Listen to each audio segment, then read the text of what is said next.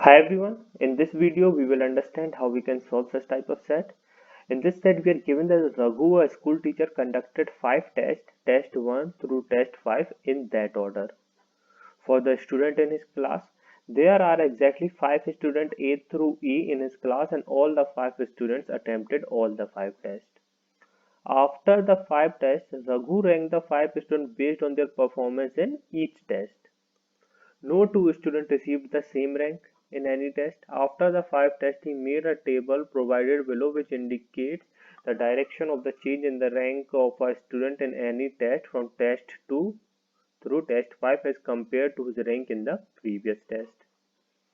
In the table, this arrow indicates a numerical increase in the rank. Means अगर हमारे किसी एक test में रैंक 1 है और हमारे नेक्स्ट टेस्ट जो भी टेस्ट है हमारा उसमें अगर ये एरो है तो जरूरी नहीं है कि रैंक 1 के बाद हमारा रैंक 2 ही हो कि न्यूमेरिकल इंक्रीज। ये भी हो सकता है कि रैंक 1 के बाद 2, 3, 4, 5 कुछ भी आ सकता है। जैसे यहाँ पर मैं बताऊं जो ये सपोज अगर हम ये टेस्ट 1 लें तो ए का अगर टेस्ट 1 में रैंक 1 रही होगी तो टेस्ट 2 में उसकी रैंक इंक्रीज है और हमें ये गिवन है 6 के कंपेयर टू प्रीवियस टेस्ट। तो अगर यहाँ पर इंक्रीज है तो यहाँ पर रैंक 2 भी हो सकता है, 3 भी हो सकता है, 4 भी हो सकता है, 5 भी हो सकता है। And this arrow increase indicates a numerical decrease in the rank while this arrow increase indicates that the rank was unchanged। Okay, तो जब हमारे पास ये एरो रहेगा तो हमें पता होगा कि रैंक उसकी अनचेंज्ड है। अब देखिए काफी पॉसिबल वे होते हैं हमारे इस टाइप के सेट के लिए।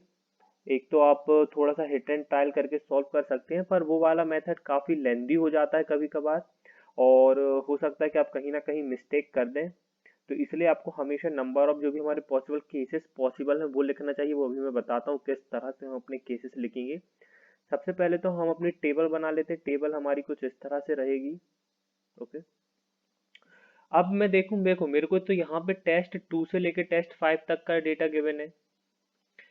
तो टेस्ट 1 में अगर देखिए हमें पूरा टेबल में लिखने की जरूरत नहीं है। थोड़ा थोड़ा अगर हम लिखेंगे ना कहीं छोटे छोटे पॉइंट्स तो उससे भी हम अपनी इंफॉर्मेशन निकाल सकते हैं। देखिए ए का मुझे पता है टेस्ट 2 में रैंक इंक्रीज हुई है, न्यूमेरिकल इंक्रीज। तो यहाँ पर क्या क्या रैंक पॉसिबल है? रैंक 1 पॉसिबल है, रैंक 2 पॉसिबल है, रैंक 3 पॉसिबल है, रैंक 4 पॉसिबल है।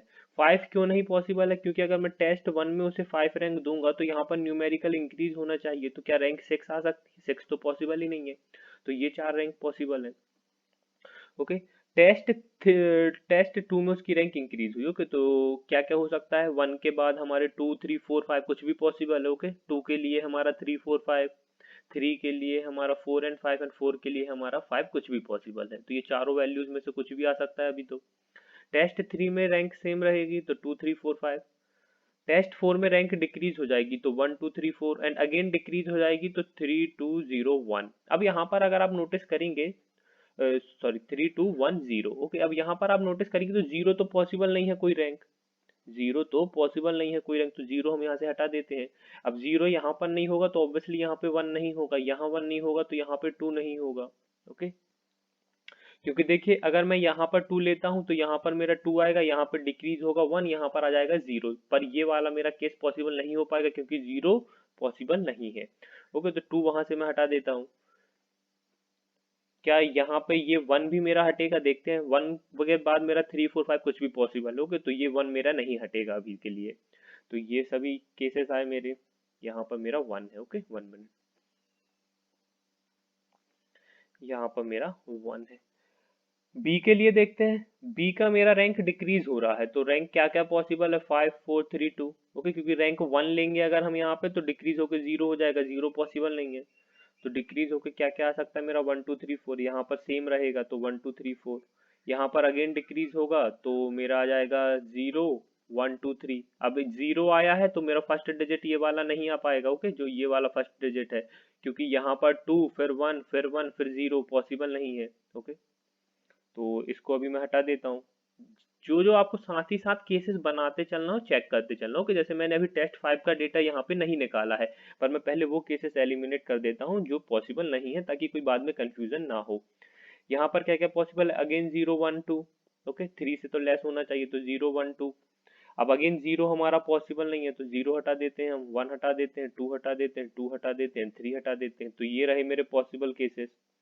ओके, एक बार अगर आप खुद से नोट डाउन करेंगे ना तो आप समझेंगे। ओके, ऐसे समझना थोड़ा सा मुश्किल हो जाएगा, पर एक बार अगर आप खुद पेन और पेपर लेके एक बार इसको नोट डाउन करेंगे तो आप समझेंगे कि क्यों हमारा केस एलिमिनेट हो रहा है।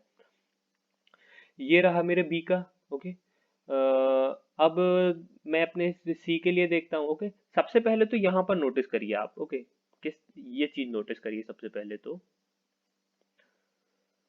टेस्ट वन में रैंक वन किस किस की पॉसिबल है? क्या बी की पॉसिबल है रैंक वन? तो यहाँ पे डिक्रीज होगा 0, सी का 1, ई का 1। देखिए, बी, सी और ई इनकी तो रैंक वन पॉसिबल नहीं है टेस्ट वन में, क्योंकि वो उनको हमें पता है टेस्ट टू में रैंक डिक्रीज हो रही है, तो डिक्रीज होकर 0 तो बन नहीं सकता। तो रैंक वन कहाँ पॉसिबल है टेस्ट वन में, ए या डी के लिए? तो अभी हम डी के लिए फाइंड कर लेते हैं। डी का हमारे टेस्ट टू में रैंक सेम थी। ओके, तो 1 2 3 4 5 टेस्ट टू में रैंक सेम रही। टेस्ट थ्री में डिक्रीज हो गई, मीन्स 4 3 2 1 0। अब अगेन 0 पॉसिबल नहीं है, तो यहाँ से मैं 1 हटा देता हूँ, यहाँ से 1 हटा देता हूँ, यहाँ से 0 हटा देता हूँ। अगेन रैंक इंक्रीज हो रही है तो 2 3 4 5, एंड अगेन रैंक डिक्रीज हो रही है तो 1 2 3 4। ओके, अब ये पॉसिबल है। अब आप नोटिस करेंगे डी का मेरा रैंक वन पॉसिबल नहीं है यहाँ, क्योंकि देखिए यहाँ पर रैंक वन आएगी तो यहाँ पर भी वन आएगी, फिर डिक्रीज होकर 0 आ जाएगी, तो ये तो पॉसिबल नहीं है। तो मैं कह सकता हूँ रैंक वन यहाँ पे पॉसिबल नहीं है। तो रैंक वन मेरा किसका आएगा? ए का आएगा, जो कि टेस्ट वन में आएगा रैंक वन। तो ए का मेरा यहाँ पर आ गया रैंक वन। ओके, अब आते हैं अब देखते हैं और कुछ क्लू। ओके, अब मेरे को इतना तो पता है कि टेस्ट टू में मेरी रैंक वन ना ही ए के पास है, ना ही बी के पास है, और ना ही डी के पास है। तो रैंक वन किसके पास हो सकती है? या तो सी है या तो ई। ओके, अब सबसे पहले ई का देखते हैं। यहाँ पे टेस्ट टू में रैंक डिक्रीज हो रही है, तो 5 4 3 2 यहाँ पर डिक्रीज होके आ सकता है 1 2 3 4। टेस्ट थ्री में रैंक इंक्रीज हो रही है, तो 2 3 4 5, फिर डिक्रीज हो रही है 1 2 3 4, और फिर सेम रह रही है तो 1 2 3। एक बार और चेक कर लेते हैं। सेकंड में डिक्रीज हो रही है 1 2 3 4, थर्ड में इंक्रीज हो रही है 2 3 4 5, फोर्थ में डिक्रीज हो रही है 1 2 3 4, फिफ्थ में सेम रहेगी तो 1 2 3। ओके, ये पॉसिबल है। सी के लिए देखते हैं। सी के लिए मेरे को पता है यहाँ पे डिक्रीज हो रही है, तो यहाँ पर 2 3 4 5 डिक्रीज होकर आ जाएगा 1 2 3 4। अगेन डिक्रीज होगा, तो अगेन डिक्रीज होकर क्या आएगा मेरा? 0 1 2 3। पर देखिए 0 पॉसिबल नहीं है, तो ये 1 भी हटा देता हूँ, ये 2 भी हटा देता हूँ, ये 0 हटा देता हूँ। मैं बता देता हूँ क्यों हटा। क्योंकि देखिए, अगर एक मिनट, हाँ, क्योंकि अगर यहाँ पर 2 होगा तो यहाँ 1 होगा, यहाँ 0 होगा, तो ये तो पॉसिबल नहीं है, तो इसको हटा देता हूँ मैं। नेक्स्ट में मेरा रैंक इंक्रीज हो रहा है, तो रैंक इंक्रीज होकर क्या हो सकता है? 2 भी हो सकता है, 3 भी हो सकता है, 4 भी हो सकता है, एंड 5 भी हो सकता है। एंड अगेन इंक्रीज हो रहा है, अगेन इंक्रीज होकर क्या क्या हो सकता है? 3 भी हो सकता है, 4 भी हो सकता है, 5 भी रह सकता है अभी के लिए। ओके, पर देखिए अगर आप यहाँ पे नोटिस करेंगे तो यहाँ पर 5 नहीं हो सकता, क्योंकि यहाँ पर 5 होगा तो नेक्स्ट में अगेन मेरे को इंक्रीज चाहिए, तो ये वाला 5 तो नहीं हो सकता। इसको मैं हटा देता हूँ, इसको हटा दिया मैंने। ओके, ये अब बाकी चीजें मेरी पॉसिबल है। अब देखिए रैंक वन अब यहाँ पे किसका पॉसिबल है? ओनली ई का। तो इसको मैं इरेज करके यहाँ पे ले आता हूँ। रैंक वन किसका पॉसिबल है? मेरे ई का। ये हो गया। अब रैंक वन अगेन यहाँ पर किसका पॉसिबल है? आप देखेंगे टेस्ट फोर में अगेन ई का, तो इसको भी मैं इरेज कर देता हूँ। यहाँ पर भी मेरा ई आ जाएगा। ये हो गया मेरा उसका रैंक वन। अब देखते हैं क्या और क्लू है। अब देखिए यहाँ पर अगर आप देखेंगे टेस्ट फोर में, तो रैंक फाइव किसका पॉसिबल है? रैंक फाइव ओनली डी का पॉसिबल है, तो इसको हटा देते हैं हम। डी के लिए हमारा आ जाएगा रैंक फाइव, डी का आ जाएगा हमारा रैंक फाइव। ये हो गया। ओके, यहाँ पर देखिए टेस्ट फाइव में रैंक फाइव किसका पॉसिबल है? ओनली सी का, तो इसको भी मैं इरेज कर देता हूँ। यहाँ पर आ जाएगा मेरा ओनली, यहाँ पे आ जाएगा मेरा रैंक फाइव। ये हो गया मेरा रैंक फाइव। ओके, अब ये हो गया। ओके, अब और देखते हैं क्या और पॉसिबल। अब देखिए यहाँ पर अगेन मेरे को पता है ई का टेस्ट फाइव में रैंक सेम रहेगी, तो यहाँ पर भी मेरी रैंक वन आएगी। तो यहाँ पर मेरी रैंक वन आएगी। अब यहाँ पर अगर रैंक वन हो गई तो टेस्ट फाइव में जो भी हमारी वन रैंक है वो पॉसिबल नहीं हो पाएंगी, तो ये हटा दिया मैंने। तो यहाँ पर बी के लिए मेरी रैंक टू आ गई। अब बी के लिए रैंक टू आएगी तो यहाँ पर थ्री आएगी। यहाँ पर 3 आएगी तो यहाँ पर 4 आ जाएगी। ओके, तो 3 2 4 कुछ इस तरह से लिख देता हूँ मैं, 3 2 4, 3 2 4, ये हो गया। अब देखते हैं और कहाँ पे हमारा क्लू मिल सकता है हमें। ओके, जैसे हम डायरेक्टली वैल्यू निकाल लें अपनी। ओके, एक मिनट। यहाँ पर मेरा डिक्रीज हो रहा है। ओके, अब बी का अगर देखेंगे, टेस्ट 4 के बाद टेस्ट 5 में मेरा डिक्रीज हो रहा है, तो यहाँ पर ऑब्वियसली यहाँ पे 2 नहीं होगा, यहाँ पे 3 होगा। टेस्ट 4 में भी डिक्रीज हो रहा है तो यहाँ पे 4 होगा। यहाँ पर मेरा सेम था टेस्ट 3 में, तो यहाँ पर 4 होगा। यहाँ पर मेरा डिक्रीज हुआ था तो यहाँ पे 5 होगा। 5 4 4 एंड 3, तो ये आ गया मेरा वैल्यू 5 4 4 एंड 3। 5 4 4 एंड 3। अब जहां जहां मेरे ये गिवन वैल्यूज है वो इरेज कर देता हूँ। जैसे टेस्ट 1 में जहां जहां रैंक 5 होगी वो मैं इरेज कर देता हूँ। ओके, यहाँ पे जहां जहां रैंक 4 होगी वो मैं इरेज कर देता हूँ। यहाँ पे भी जहां रैंक 4 होगी वो इरेज कर देते हैं। यहाँ पर रैंक 3 होगी उसको इरेज कर देते हैं। ये हो गया। अब टेस्ट 2 का देखें। ओके, तो ये तो हो गया, ठीक है। अब और देखते हैं क्या क्लू। यहाँ पे आ गया मेरा रैंक 5। ओके, यहाँ पर मेरा रैंक डिक्रीज होगा 4 3 2 1, इंक्रीज होगा 2 5, ये पॉसिबल है अभी। और देखते हैं कहाँ पर हमारा कोई क्लू जो हमें डायरेक्ट मिल जाएगा। यहाँ पर तो अभी 2 एंड 4 दोनों पॉसिबल है। यहाँ पे टेस्ट 2 में मेरी रैंक डिक्रीज हो रही तो यहाँ पर भी 2 3 4 सभी पॉसिबल है। फिर इंक्रीज हो रही तो 2 3 5 भी पॉसिबल है। अब यहाँ पर देखिए मेरे को क्या गिवन है, डी का मेरा टेस्ट 2 में जो रैंक होगी वो सेम होगी टेस्ट 1 में जो रैंक होगी। तो ऑब्वियसली यहाँ पर ना ही 4 आएगा, यहाँ पर ना ही 5 आएगा। तो इसको मैं रेज कर देता हूँ। यहाँ पर ना ही 4 होगा, यहाँ पर ना ही 5 होगा, तो 5 कहाँ बचा मेरा, यहाँ पर बचा। तो यहाँ पर आ जाएगा मेरा 5। ओके, यहाँ पर आ जाएगा मेरा 5। अब एक चीज और अगर आप नोटिस करेंगे तो डी का देखिए, जो भी मेरा रैंक यहाँ रहेगा वो यहाँ रहेगा, और जो टेस्ट 3 में मेरा रैंक होगा वो इससे कम होगा। मीन्स आइदर 3, सॉरी आइदर 2 या आइदर 1 पॉसिबल होगा। तो रैंक 3 यहाँ पे पॉसिबल नहीं होगा, तो रैंक 3 हटा देते हैं यहाँ से। ये हो गया। अब ए का देखिए, टेस्ट 3 में सेम रैंक रहेगी तो यहाँ पर 5 आ जाएगा। फिर नेक्स्ट में रैंक डिक्रीज हो रही है तो यहाँ पे 4 आ जाएगा। फिर डिक्रीज हो रही है तो 3 आ जाएगा। तो ये हो गया मेरा 5, तो यहाँ से मैं 5 हटा देता हूँ। अब ये रहे हमारे पॉसिबल जो भी हमारे केसेस रहे। ओके, इसमें अब हम चेक कर लेते हैं क्या हमारा सेटिस्फाई कर रहा है। सी का अगर यहाँ पे रैंक 3 होगा तो यहाँ पर 2 होगा, यहाँ पे 1 पॉसिबल है। सी का अगर यहाँ पे रैंक 4 होगा तो यहाँ पे 3 एंड 2 कुछ भी पॉसिबल है। अगेन मेरा 1 कुछ भी पॉसिबल है। डी का देखते हैं, 2 3 यहाँ पर सेम आ सकता है, फिर यहाँ पर डिक्रीज हो सकता है। यस। ओके, तो एक काम कर लेते हैं, हम कुछ केस ले लेते हैं या चेक कर लेते हैं। ओके, एक मिनट, कुछ देख लेते हैं क्या पॉसिबल हमारा केस आता है तो उस हिसाब से हम चेक कर लेते हैं। ओके, अब देखिए मुझे ये पता है कि जो मेरा टेस्ट 2 है यहाँ पर रैंक 2 या 3 में से कुछ आएगा, एक बार रैंक 2 3 में से कुछ आएगा। तो मैं फर्स्ट केस लेता हूँ, जब मेरा रैंक 2 यहाँ पर आएगा, 3 यहाँ पर आएगा, 3 वहां पर आएगा तो 3 मेरा यहाँ पर आएगा। ओके, अब 3 यहाँ पर होगा तो 4 मेरा यहाँ पर हो जाएगा, 2 यहाँ पर हो जाएगा। अब 2 यहाँ पर है तो डिक्रीज होके 1 यहाँ पर आएगा। अब 1 वहां पे हो जाएगा तो 2 मेरा यहाँ पर हो जाएगा। ओके, 1 2 एंड 3 यहाँ पर आ जाएगा। अब चेक कर लेते हैं सी का, टेस्ट 2 में डिक्रीज हो रहा है, यस। टेस्ट 3 में डिक्रीज हो रहा है, यस। डी का चेक कर लेते हैं, फर्स्ट और सेकंड में सेम है, थर्ड में डिक्रीज हो रहा है, यस।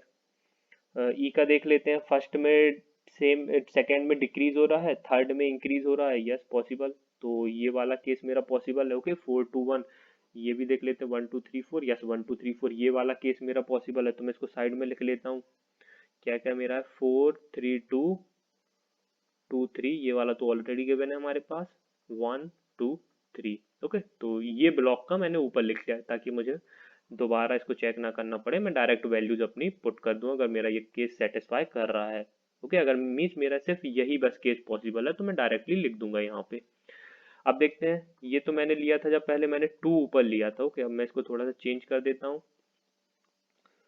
अब मैं 3 यहाँ पर लेता हूँ, 2 यहाँ पर लेता हूँ, 2 वहां पे लूंगा तो यहाँ पर भी मेरा 2 आएगा, यहाँ पर 2 आएगा तो यहाँ पर मेरा 1 आएगा।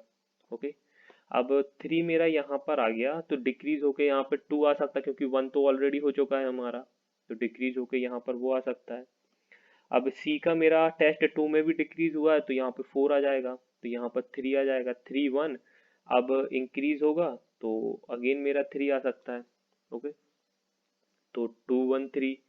ओके, 4 3 2 एंड टेस्ट 4 में मेरा क्या हो रहा है, इंक्रीज हो रहा है। ओके, टेस्ट 4 में ओके, और ये चीज मैंने इरेज नहीं कर पाया, सॉरी। यहाँ पर मेरा टेस्ट रैंक 2 आएगा। ओके, रैंक 2 आएगा।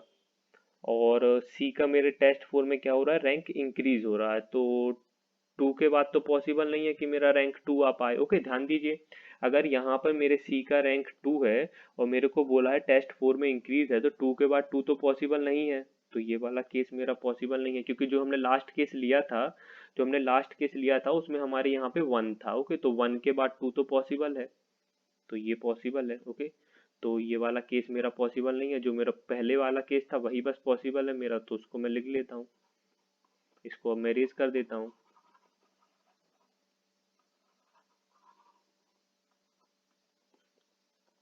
तो मेरा ओनली केस जो सेटिस्फाई कर रहा है वो है 4 2 1 3 3 2 2 1 3। सो इस तरह से हमारी पूरी टेबल कंप्लीट हो गई। अब आते हैं हम अपने क्वेश्चंस पर। Who received the 5th rank in test 1? Test 1 में 5th रैंक किसको मिली है, बी को। What is the rank of D in test 2? Dash test 2 में rank 3। How many received a numerically higher rank than E in at least 4 subject? Higher rank than E, यहाँ पर कौन कौन possible है मेरा, यहाँ पर देखिए, यहाँ पे बी सी डी। क्या बोला गया, how many student received numerically higher rank than E in at least 4 subject. तो यहाँ पे बी सी डी पॉसिबल है, यहाँ पर सभी पॉसिबल है, ए बी सी डी। यहाँ पर क्या क्या पॉसिबल है, ए एंड बी। यहाँ पर क्या क्या पॉसिबल है, सभी। यहाँ पर भी सभी। अब सबसे पहले तो ए का देखते हैं, 1 2 3 4, yes A is possible. B का देखते हैं, 1 2 3 4 5, B is also possible. C का देखते हैं, 1 2 3 4, सी भी पॉसिबल। डी का देखते हैं, 1 2 3 4, तो डी भी possible. How many student receive the numerically higher rank than E? Okay, numerically higher rank than E, एक बार और चेक कर लेते हैं। यहाँ पे बी सी डी, यहाँ पे ए बी सी डी, यहाँ पर मेरा A and B. Okay, numerically higher rank, यहाँ पर सभी, यहाँ पर सभी। ओके, तो क्या क्या हो गया हमारा, बी 5 टाइम्स है, सी हमारा एटलीस्ट 4 टाइम्स है, डी हमारा एटलीस्ट 4 टाइम्स है, ए 5 टाइम। ओके, तो सभी 4 पॉसिबल है, तो आंसर हमारा 4 हो जाएगा। What is the maximum sum of the rank of any student across the 5 test combined? 5 5 10 4 41 15 3 18 आएगा ए का। 5 4 9 3 12, 5 4 9 3 12 6 18। ओके, 5 4 4 4 8 5 13 3 16 to 18, 4 2 6 1 7 2 9 5 14, 3 3 6 2 8 4 12 5 17, 3 2 5 3 8, तो डायरेक्ट हमारा आंसर आ जाएगा 18। सो गाइज, यहाँ पर हमारा सेट कंप्लीट होता है। आप देख सकते हैं किस तरह से हम इस टाइप के सेट को सॉल्व कर सकते हैं। ओके, डायरेक्टली आप पॉसिबल केसेस लिखेंगे तो आपको डायरेक्टली पता चल जाएगा कि क्या क्या वैल्यूज हमारी पॉसिबल हैं। अगर आप हिट एंड ट्रायल पे फोकस करेंगे तो थोड़ा सा आपका सेट लेंदी हो जाएगा और चांसेस हैं कि आप कहीं ना कहीं मिस्टेक करें। ओके, इसलिए इस अप्रोच को आपको ध्यान में रखना है कि अगर इस टाइप का सेट कभी आता है तो आप उसे किस तरह से सॉल्व कर सकते हैं। Thank you guys and happy learning.